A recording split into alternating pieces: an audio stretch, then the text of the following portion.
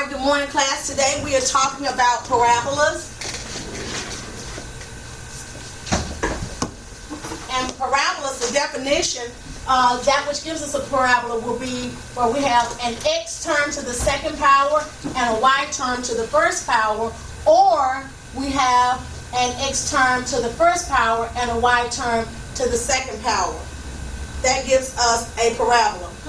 Okay, we can also, from our parabola, we're going to be studying things about, we already know about the vertex of a parabola is h comma k, and what you need to be familiar with is the fact that the x will coincide with the h and the y will coincide with the k. The way that you remember that is in the alphabet, x comes before y and h comes before k. Okay, so when we work with the parabola, we first want to work with one where we have x minus h equals a times y minus k quantity squared. We also have y minus k equals a times the quantity of x minus h, that quantity squared. For these type of parabolas, we actually have the a value that you're familiar with. You're familiar with the a value. I'm making another color here. Okay. And we know that that a value has some special meaning. That a value tells us if it's positive or negative, that means that our graph will open a certain way. And so we know. So for these particular equations here, where we use our a, notice that our a is on the term with the second power. Okay?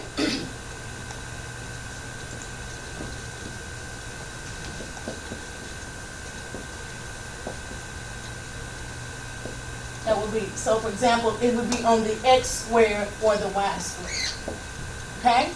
Let me re-emphasize this again. These two are to the first power. They are linear. And these two terms are to the second power. Okay? And notice our a again would be a would be multiplied times the quantity that's raised to the second power. Okay? The second power, or we call it squared.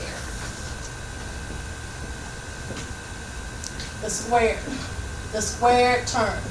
Okay? Alright. So, for this type of information, we're going to use these for a certain type. But there's also two more types that are very similar to this. These two types would be as follows. X minus h squared equals 4p. Y minus k. Then we also have y minus k, 1 squared equals 4p.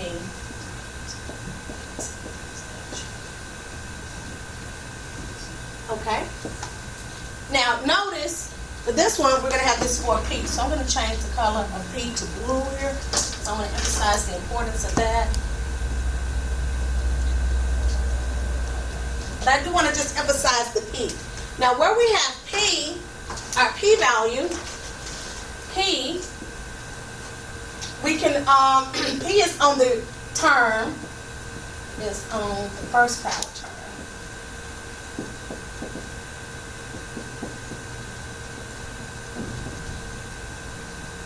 Or we call that the linear term,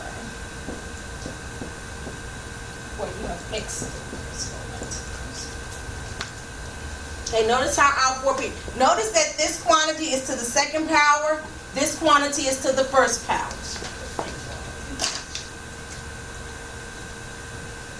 So the 4p is on the term that is to the first power. Now, when you use these different quantities, there are different things you can get from this. For example, for these set of equations, if you notice, they are somewhat different. But one of the things that distinguishes them is these two use the a value, these two use the 4p value. Okay? And the 4p is on the linear terms, but the a is on the squared terms. And you can't get those mixed up. It's very important that you know which goes where, and it only comes with practice. Okay, so for this one, this type of one, what you're going to be getting, these are the things that you will be looking for. For this set, you can find the vertex easily. We know that the vertex is hk. We all know that. We can also find the axis of symmetry. We can also tell whether how it opens, and it may open left, or it may open right, in which case, and it may open up or down. Now, if it opens left or right, we're going to have a max and min. So we have our max and our min. Now, if it opens left, our max, that will give us a maximum value. If it opens to the right, that will give us a minimum value. If it opens up, that will give us a minimum value. If it opens down, that will give us a maximum value.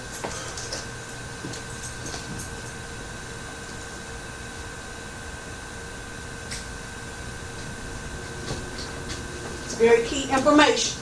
Very key information.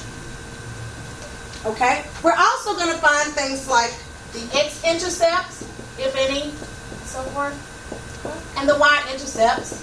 And we're also going to talk about domain and range.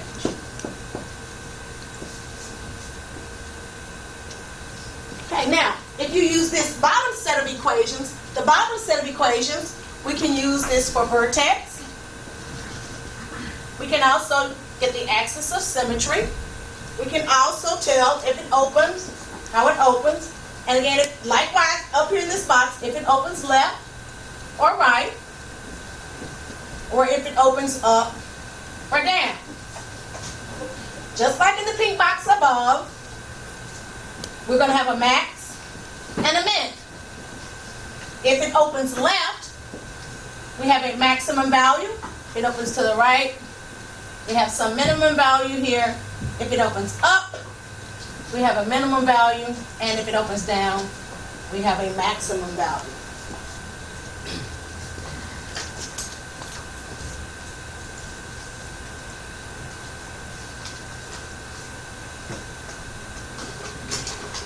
We also, likewise, we'll talk about x-intercept, y-intercept, domain, and range. And we're going to talk about all that in terms of our parabolas. Now, one key feature. Let's talk about the blue right here, the A and the 4P. Notice, once again, I want to emphasize 4P is on the linear term, A is on the squared term. This means that they're really what would be called an inverse relation. So here's what you would use in your notes. You're going to use P equals 1 over 4A, or A equals 1 over 4P. That is some key information that you will use. So with that said, there are going to be a lot of variables and letters that we're going to be using for me to explain this to you. So here are the following items that we will be using. We will be using an H, K, X, Y, P, or A, and of course capital B, capital F, and capital D. We'll use those.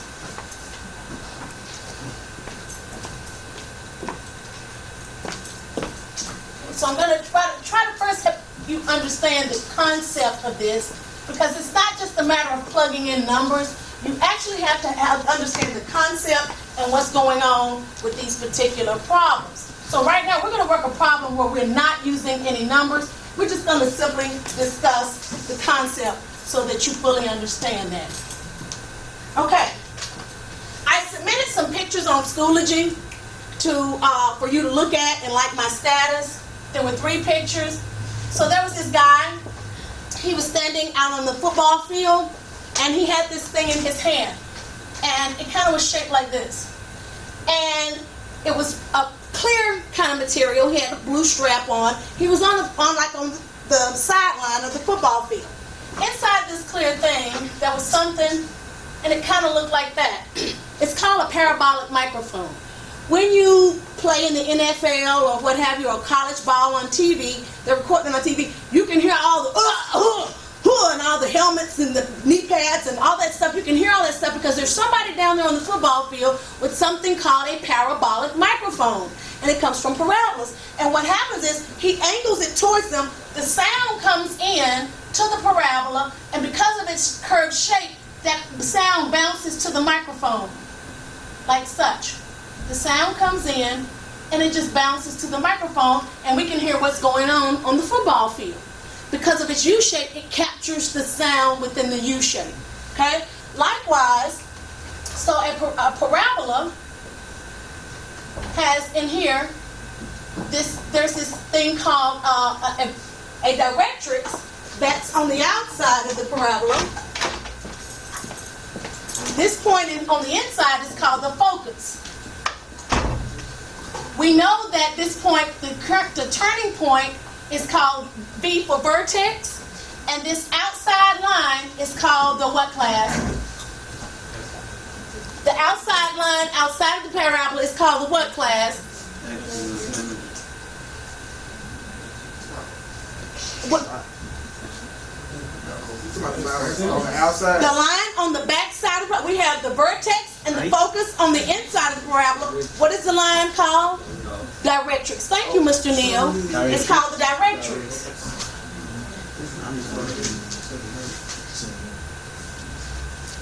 Directrix, or we can just write a capital D. Now, what you need to know is this. The definition of a parabola says that from the focus to some point on the parabola, okay?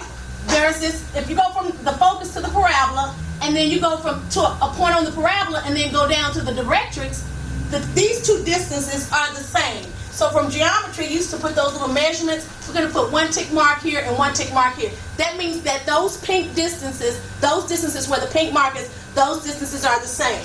Likewise, if I go up here on the parabola, and I come down to any point on the parabola up here, and I come down to the directrix, I'm going to give this two pink slashes.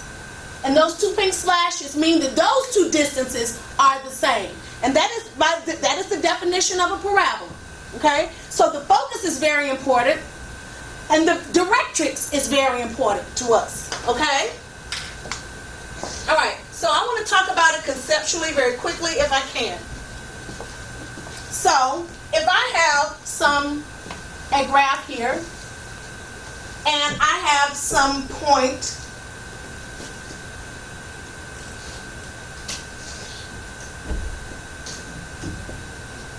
and I have a point here. And I'm going to call that my vertex. Well, my vertex is at what? H comma what? K, right? So if it's at H comma K, that this distance, this orange distance is my distance H, right there, okay? And this orange distance here is my distance what? K. Very good. All right. Now, if I want to create having a parabola such that I can put my focus out here, okay? I don't care about the values right now. I just want to understand the concept. If this is my focus out here, I know if my vertex is H comma K, what is my focus?